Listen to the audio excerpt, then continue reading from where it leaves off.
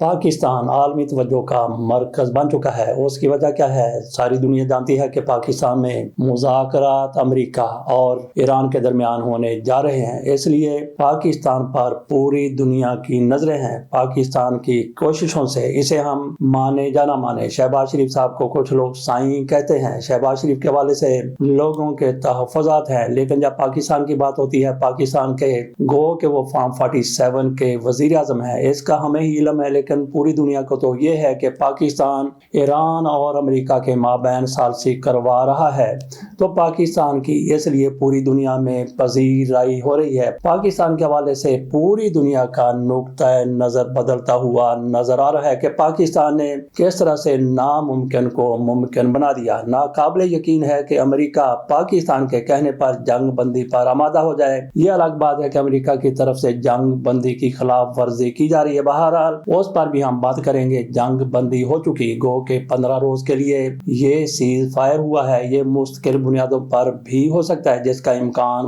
بہت کم ہے۔ جس طرح سے ٹرمپ کی لاؤبالی قسم کی طبیعت ہے، کسی وقت بھی دوبارہ وہ حملے شروع کر سکتے ہیں۔ بہرحال جس طرح سے پہلے جنگ ہو رہی تھی، وہ بیانیے کی اور بیانات کی جنگ بن گئی ہے۔ ادھر ٹرمپ کا بیان آتا ہے، ادھر مجتبیٰ خامنہ ای صاحب بھی اس کا اسی طرح سے جواب دیتے ہیں، اور اس کا پھر جواب امریکہ کی طرف سے بھی آنا شروع ہو جاتا ہے۔ تو یہ جواب اور جواب غزل کی صورتحال ہے، اس پر بھی بات کرتے ہیں۔ بات ہم یہ کر رہے تھے کہ جس طرح سے پاکستان کی عالمی سطح پر پذیرائی ہو رہی ہے، اس کی سب سے زیادہ تکلیف کس کو ہے؟ پاکستان کے اندر بھی ہو سکتا ہے کہ کچھ حلقوں کو تکلیف ہو۔ میرا اشارہ بالکل بھی تحریک انصاف کی طرف نہیں ہے، کیونکہ انہوں نے مکمل طور پر اس حکومت کے سامنے سرنڈر کر دیا، وہ حکومت کے ہم قدم ہو چکی ہے تحریک انصاف۔ تو عمران خان کے حوالے سے بھی ہو سکتا ہے کہ تحریک انصاف کی لیڈرشپ کی طرف سے دستبرداری اختیار کر لی گئی ہو، کیونکہ نہ تو عمران خان کا نام لیا جا رہا، بہرحال نام برائے نام تو لیا جا رہا، لیکن پہلے کی طرح جس طرح سے رہائی کی بات ہو رہی تھی، پہلے جس طرح سے ملاقات کی بات ہو رہی تھی،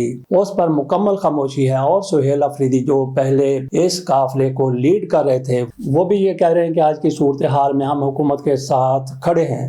ایک تو بات ہم نے یہ کہی کہ پاکستان کے اندر بھی کچھ حلقوں کو اس کی تکلیف ہو سکتی ہے، لیکن وہ تحریک انصاف والے نہیں ہیں، کچھ اور حلقے ہو سکتے ہیں، جبکہ سب سے زیادہ تکلیف اس حوالے سے پاکستان کی جس طرح سے پذیرائی ہو رہی ہے، انڈیا کو اس کی تکلیف ہو سکتی ہے۔ ہو سکتا ہے کہ اسرائیل کو بھی اس کی تکلیف ہو، لیکن انڈیا سے کم، بہت کم۔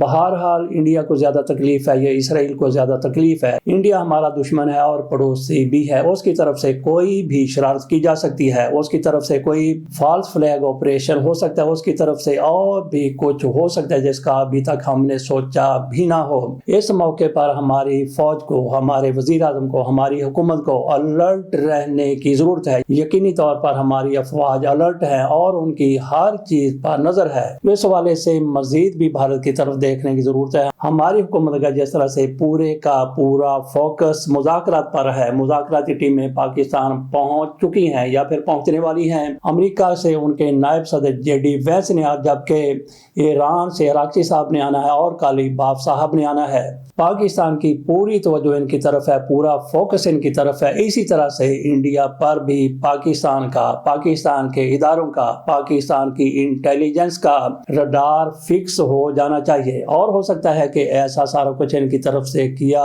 گیا ہو۔ اگر نہیں کیا گیا تو ضرورت اس امر کی ہے کہ ایسا کر لیا جائے۔ اب بات کر لیتے ہیں کہ کس طرح سے امریکہ کی طرف سے ایران کو اس کے باوجود دھمکیاں دی جا رہی ہیں کہ سیز فائر ہو چکا ہے اور سیز فائر کی خلاف ورزی بھی کی جا چکی ہے۔ اسرائیل کی طرف سے لبنان پر حملے کیے گئے اور ان کو جائز بھی قرار دے دیا گیا۔ اسرائیل نے تو اس کو جائز قرار دینا ہی تھا، جبکہ شہباز شریف صاحب کے ٹویٹ میں، جس کے بارے میں کہا جاتا ہے کہ یہ امریکہ سے آیا ہوا ٹویٹ تھا، بہرحال ان کے مخالفین کی طرف سے تو یہی کہا جاتا ہے کہ یہ امریکہ سے آیا ہوا ٹویٹ تھا اور انہوں نے کاپی پیسٹ کر دیا۔ اور اندازہ کیجئے کہ ہماری وزیر اعظم کی ٹیم کا کتنے نالائق ہیں ان کی ٹیم والے کہ انہوں نے دیکھا نہیں، آؤ دیکھا نہ تاؤ دیکھا، جیسے ہی ڈرافٹ آیا فوری طور پر اس کو جاری کر دیا۔ اس سے کتنی زیادہ سبکی ہوئی وزیر اعظم صاحب کی، اور مشکوک ٹھہرا دیا گیا اس ساری صورتحال کو، اس ٹویٹ کو بھی۔ اور اس ٹویٹ میں یہ بھی لکھا گیا تھا کہ جنگ بندی ہوگی، سیز فائر ہوگی، ہر جگہ پر ہوگا دفعہ یہ تھے کہ لیبنان اینڈ ایلسویئر، لبنان میں بھی اور ہر جگہ جہاں بھی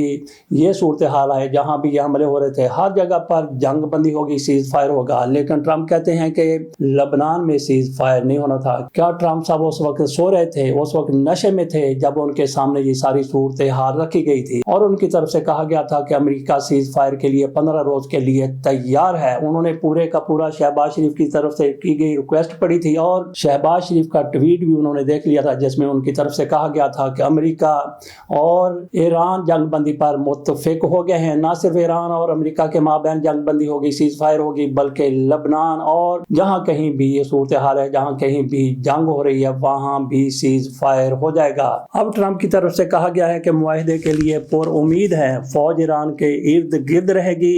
اسرائیل لبنان پر حملوں میں کمی کر رہا ہے، معاہدہ نہ کیا تو پہلے سے بھی زیادہ طاقتور حملے کیے جائیں گے، یہ صدر ٹرمپ صاحب کی طرف سے کہا گیا ہے. جبکہ اس کے جواب میں مجتبیٰ خامنئی صاحب کی طرف سے کہا گیا ہے کہ ایرانی عوام سڑکوں پر موجود رہیں، کسی وقت بھی ان کو مزید کچھ کرنے کی کال دی جا سکتی ہے. ساتھ ہی ان کی طرف سے کہا گیا، ایران کی طرف سے کہا گیا کہ امریکہ کی طرف سے جس طرح سے دھمکیاں دی جا رہی، ہماری بھی انگلی ٹریگر پر موجود ہے، ہم بھی ٹریگر کو جیسے امریکہ کی طرف سے کچھ ایسا کیا جاتا ہے ہم بھی ٹریگر دبا دیں گے. تو یہ ہے بیانیے اور بیانات کی جنگ.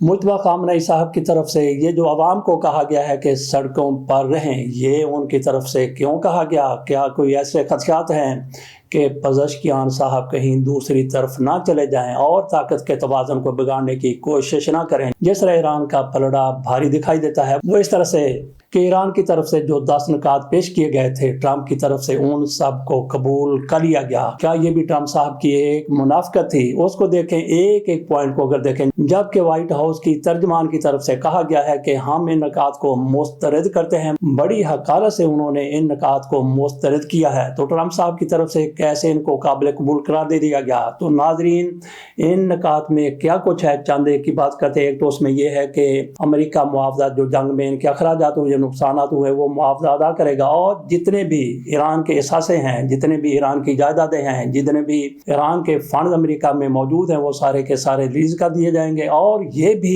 ان نکات میں شامل ہے کہ امریکہ کی جو بھی فوج ہے، فوجی اڈے ہیں، وہ اس خطے سے اٹھا لیے جائیں گے. تو کیا امریکہ اس پر تیار ہو جائے گا؟ دیگر بھی ایسے ہی پوائنٹ ہیں. تو کیا امریکہ کے لیے قابل قبول ہو سکتے ہیں؟ قطعی طور پر قابل قبول نہیں ہو سکتے. بہرحال ٹرمپ صاحب کی طرف سے وقتی طور پر کہہ دیا گیا کہ ہمارے لیے یہ قابل قبول ہیں اور ان میں بہت بڑی منافقت چھپی ہوئی ہے. تو باقی شہباز شریف صاحب، فیلڈ مارشل صاحب کی بھی پاکستان کے اندر بہت بڑی پذیرائی ہو رہی ہے کہ ان کی طرف سے ناممکن کو ممکن بنا کے رکھ دیا گیا.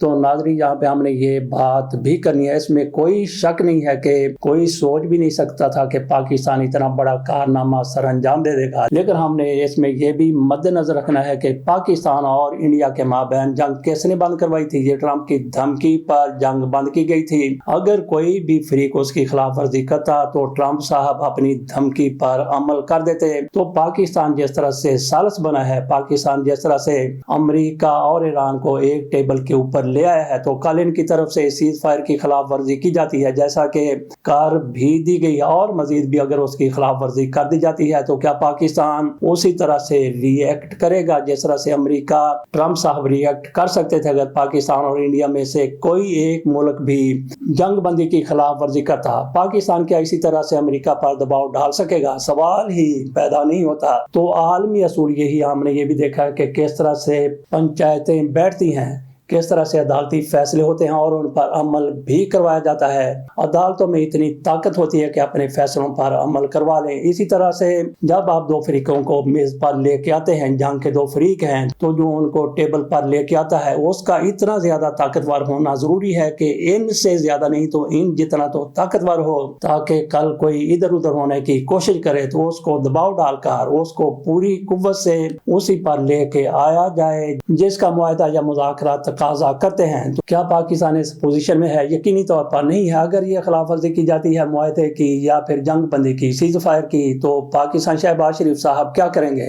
دراصل ہم نے بات کرنی ہے شہباز شریف صاحب کی، پاکستان کی نہیں۔ پاکستان کا تو نام ویسے لے لیا جاتا ہے۔ یہ جتنی بھی ہم نے بات کی ہے شہباز شریف صاحب کے حوالے سے ہی بات کی ہے۔ کیا شہباز شریف صاحب اتنے طاقتور ہیں کہ امریکہ ادھر ادھر ہو تو ان کو یہ تڑی بھی دے دیں، دھمکی بھی دے دیں اور ان کو یہ لائن پر بھی لے آئیں؟ ایسا ممکن نظر نہیں آتا۔ تو اس کے لیے پھر کیا ہونا چاہیے؟ مذاکرات ابھی ابتدائی سطح پر ہیں، تو پاکستان کو یہ چاہیے، شہباز شریف کو چاہیے، ہماری قیادت کو چاہیے کہ چین کو، روس کو، سعودی عرب کو اور ترکیہ کو بھی اپنے ساتھ شامل کرے، ان کو بھی مذاکرات کا حصہ بنائے، تاکہ ثالثی کے ساتھ ساتھ ایک بڑا گرانٹر بھی موجود ہو، تاکہ امریکہ کو کل ادھر ادھر نہ ہونے دے۔ باقی شہباز شریف صاحب کا ٹویٹر شاید تھک گیا ہے۔ کل ایک دن میں ان کے 10، 11، 12 ٹویٹ سامنے آ گئے تھے۔ کسی ٹویٹ میں وہ کسی کا شکریہ ادا کر رہے تھے۔ شہباز شریف صاحب کے یہ ٹویٹ نہ صرف انگریزی میں تھے بلکہ یہ چائنیز زبان میں تھے، یہ عربی میں تھے، یہ فارسی میں تھے، اور یہ رشیا کی زبان جو وہاں پہ بولی اور سمجھی جاتی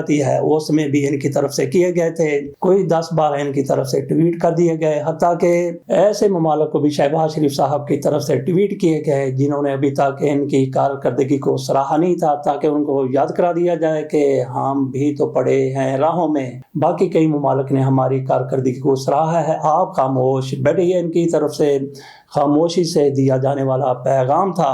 اب 13 گھنٹے ہو گئے ہیں، شہباز شریف صاحب کی طرف سے کوئی ایک ٹویٹ بھی سامنے نہیں آیا۔ تو یہ سوال پیدا ہوتا ہے کیا شہباز شریف صاحب کا ایک دن میں 12، 13، 14 ٹویٹ کر کے ٹویٹر تھک گیا ہے؟ اس کے ساتھ اجازت دیجیے، اللہ حافظ۔